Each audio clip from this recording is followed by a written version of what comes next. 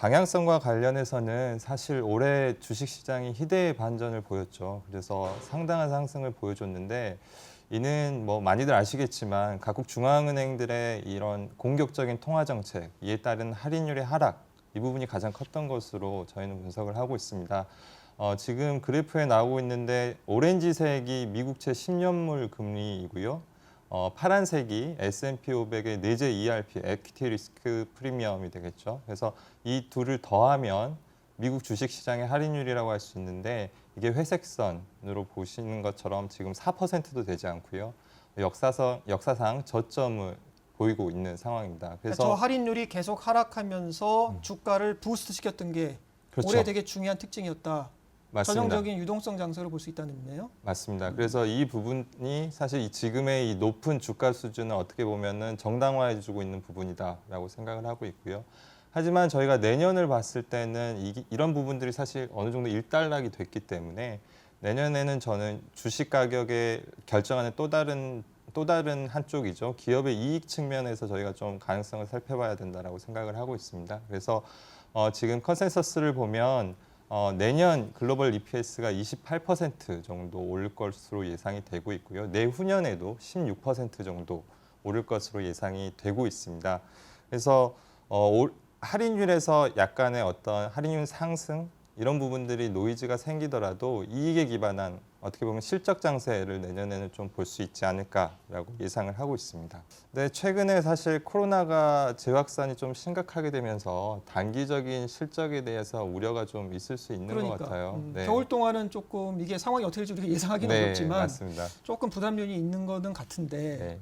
그게 또 다른 방향의 작용을 줄 수도 있지 않을까요? 그렇죠. 근데 사실 4분기 실적이나 1분기 실적에서는 좀 주춤할 수 있다라고 보는 게 맞을 것 같고요. 다만 뒤따를 각국 정부들의 재정 부양책 그리고 백신 보급 이런 부분 생각하면 저희는 사실 내년 연간 길게는 내후년을 봐야 될 때 이 이익 전망치는 오히려 안정화 내지는 상향 조정 여지도 있을 수 있다라고 저는 판단을 하고 있습니다. 그리고 또 하나 빠뜨릴 수 없는 게 수급적인 부분이죠. 지금 아까도 말씀하셨지만 약간 대한부재에 따른 주식시장으로의 이런 머니무브 현상이 내년에도 주식시장을 좀 뒷받침하는 요인이 될 수 있지 않을까. 그래서 전반적으로는 상승 방향으로 봐야 되는 게 맞지 않을까 싶습니다.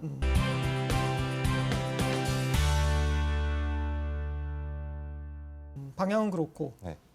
두 번째로는 이제 색깔 좀 말씀을 드려야 될 것 같은데요. 설문에서도 이제 저희가 여쭤봤지만 지금 경기 민감주로의 이런 로테이션 관련돼서 지금 이미 진행이 좀 되고 있는데 저희가 앞서 자산 배분 전략에서도 좀 발표를 했지만 이 경기 민감주들의 반등을 지지하는 근거들은 상당히 많습니다. 근데 저희 생각하는 부분은 약간 추세와 순환 요인에 대해서는 좀 구분할 필요가 있다라고 생각을 하는데요. 지금 그림에 보시는 것처럼 오렌지색이 이제 경기 순환의 모습을 보여드리는 거고, 진한 남색이 가치주 대비 상대주의 상대 강도를 보여드리는 건데, 금융위기 이후에 계속해서 뭐 여러 번의 경기 부침이 있었지만 결과적으로는 성장주가 가치주를 계속해서 아웃퍼폼하는 이런 양상은 추세적으로 나타났다라고 보입니다. 그리고 이런 배경에 대해서는 투자자분들이 더 잘 알고 계실 거라 믿고 있고요. 올해 같은 경우에는 이제 코로나가 이 부분에 순환적인 요인이 더해져서 상당히 이런 강도가 강화되는 이런 양상이 나타났었던 거죠. 그래서 저희는 짧게는 1분기, 내년 상반기까지는 이런 로테이션의 흐름이 충분히 나타날 수 있다라고 보고 있지만 앞서 이런 그래프에서 보셨겠지만 그런 반등의 가치주가 아웃퍼폼하는 구간이 상당히 그 지속력은 짧았던 것으로 보입니다. 그래서 추세적으로는 하반기 이후에는 다시 투자자들의 관심이 구조적인 성장, 퀄리티 있는 이익의 성장 이런 부분에 다시 맞춰질 것이라고 생각하고 있습니다.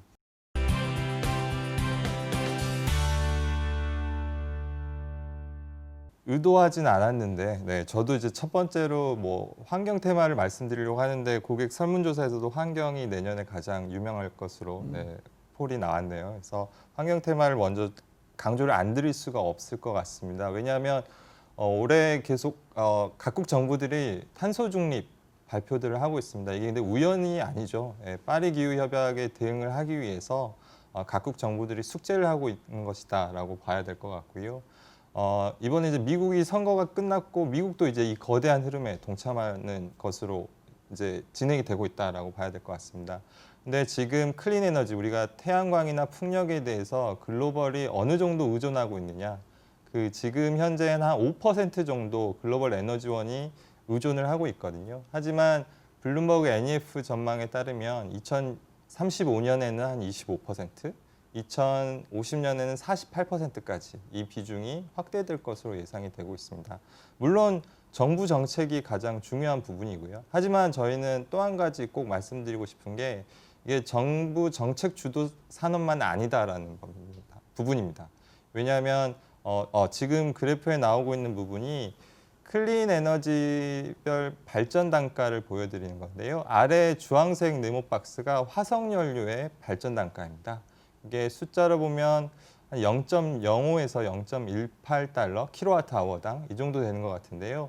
이미 2019년 기준으로 태양광, 태양열, 해상, 육상, 풍력 모두 지금 이 범위 안으로 다 들어와 있는 상황입니다. 올해는 이거보다 더 낮아지고 있는 상황이고요. 그래서 사실 여기 보조금이 좀 섞여 있긴 하지만 이를 제거하더라도 이미 클린 에너지가 충분한 가격 경쟁력을 확보했다라는 걸 말씀을 드리는 거고요. 저거 보니까 문득 생각나는 게 그 배터리 쪽에서 네. 또 얼추 지금 프라이스 패러티로 들어왔단 말이에요. 네, 네, 맞습니다. 들어오면서 EV가 테이크오프 하는데 되게 중요한 하나의 인플렉션 포인트가 되고 있는데 그렇습니다. 또 그림 보면은 신재생 에너지도 그린 에너지도 좀 비슷한 구간에 들어온다고 볼 수 있겠네요. 저 그렇습니다. 그림상으로는. 예, 이미 이제 코스트 패러티에 도달하고 있다라고 해석을 해야 될 것 같고요.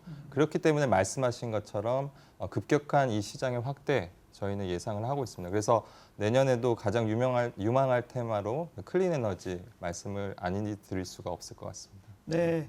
그런데 이제 환경 테마 여러 가지가 있는데 지금 이제 클린 에너지 말씀해 주셨고 네. 또 환경 테마 중에서 짚어주실 만한 게 있을까요?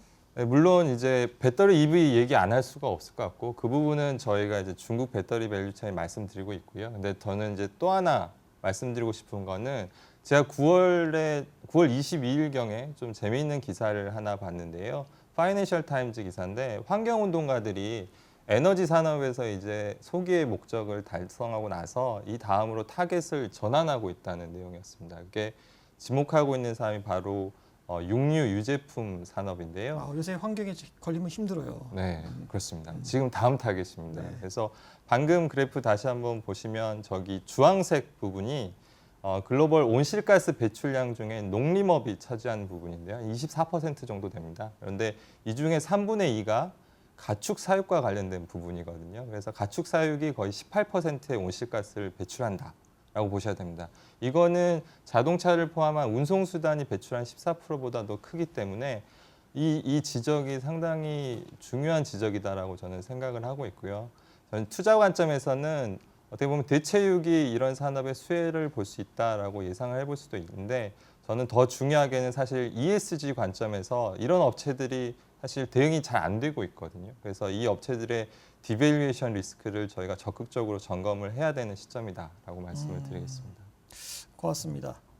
환경 말씀해 주셨는데 환경 테마 말고 또 저희가 좀 내년도 특히 주목해봐야 될 테마가 있다면 뭘까요? 네. 저는 이제 두 번째로 주목하고 있는 것은 제가 5G 레버리지 테마라고 좀 이름을 붙여봤는데요. 5G 네트워크가 충분히 깔리면서 이에 따라서 같이 커갈 수 있는 산업들 이런 부분에 대해서 좀 강조를 드리고 싶은 거거든요. 밸류체인상. 예, 맞습니다. 그래서 일감으로 생각할 수 있는 건 당연히 네트워크가 깔리면 같이 증가하는 거는 그 네트워크를 이용하는 디바이스가 되겠죠. 그래서 먼저 5G 스마트폰이 대표적입니다. 그래서 올해 5G 스마트폰이 한 2억 대 정도 출하가 됐는데 내년에는 5억 대 정도로 150% 정도 성장할 것으로 예상이 되고 있습니다. 5G 스마트폰 같은 경우에는 거의 이 모뎀 칩셋을 거의 퀄컴이 독점을 하고 있거든요. 그래서 저희가 계속 올해 좀 10월 이후에 퀄컴에 대해서 좀 주목하자라고 말씀을 드리고 경쟁자는 있는 없어요, 퀄컴에? 이 예, 분야에서? 애플도 사실 이 부분을 직접 개발하려고 하다가 실패를 하고 퀄컴 걸 쓰고 있는 양상이거든요. 그래서 이런 양상이 장기 계약을 또 라이선스로 맺어놨기 때문에 이 수혜가 좀 지속될 수 있을 것 같고요. 두 번째로는 스마트폰만 늘어나는 게 아니죠. 사실 지금 그래프에 나오지만 저기 파란 하늘색으로 표현된 게 M2M이라고 되어 있는데요. 이게 머신 투 머신, 기계 간 이제 네트워크 연결을 하는 겁니다. 뭐 커넥티드 카도 예를 들 수 있고요. 그래서 우리가 흔히 말하는 IoT라고 부르는 이런 부분에서 이 전체적인 디바이스의 성장을 이끌어내고 있는데 네트워크에 연결되는 디바이스가 많으면 많을수록 중요해지는 섹터가 있습니다. 바로 클라우드 보안 영역입니다. 이 디바이스들을 안전하게 보호를 해야 되거든요. 그래서 저희 클라우드 보안 섹터 내년에도 중요하게 생각을 하고 있고 G스케일러라든가 크라우드 스트라이크 이런 업체들 저희가 주목해서 봐야 된다고 말씀드리겠습니다. 근데 5G 섹터 관련돼서 방금 내 디바이스라든지 뭐 사이버 보안 이런 거 강조하셨는데 사실 어떻게 보면 이제 그런 것도 중요하지만 그 뒷단에는 서비스, 컨텐츠, 소프트웨어 이런 쪽의 밸류체인이 더 주목을 받을 수 있는 거 아닐까요? 예, 맞습니다. 사실 장기적으로 보면 센터장님이 말씀하신 이런 서비스 영역이라던가 아니면 콘텐츠 영역 이런 부분에서 오히려 폭발적인 성장이 나올 수 있는 걸 과거 경험에서 저희가 확인을 했고요. 그래서 실제로 지금 5G가 보급이 되면서 약간 클라우드 게이밍 섹터 같은 경우에는 입출력 지연이라는 심각한 문제가 있었죠. 그래서 이 부분을 5G가 지금 해결을 해주고 있는 상황이고요. 이에 따라서 지금 클라우드 게이밍 시장에 대한 전망이 좀 급격히 가속화가 되고 있습니다. 그래서 2023년까지 그래프에 보신 것처럼 약 8배 정도로 이 섹터가 성장할 것으로 예상이 되고 있고요. 3년 만에? 8배? 예, 3년 만입니다. 네. 그래서 난제가 해결된 부분이 큰 것 같고요. 그래서 이 시장에서는 말씀하신 지금 컨텐츠 부족 문제가 좀 심각하거든요. 그래서 이쪽에서는 소니라든가 액티비전 블리자드라든가 이런 독자적인 컨텐츠 라이브러리를 많이 확보하고 있는 이 게임 개발사들이 계속해서 수혜를 입을 것으로 저는 예상을 하고 있습니다.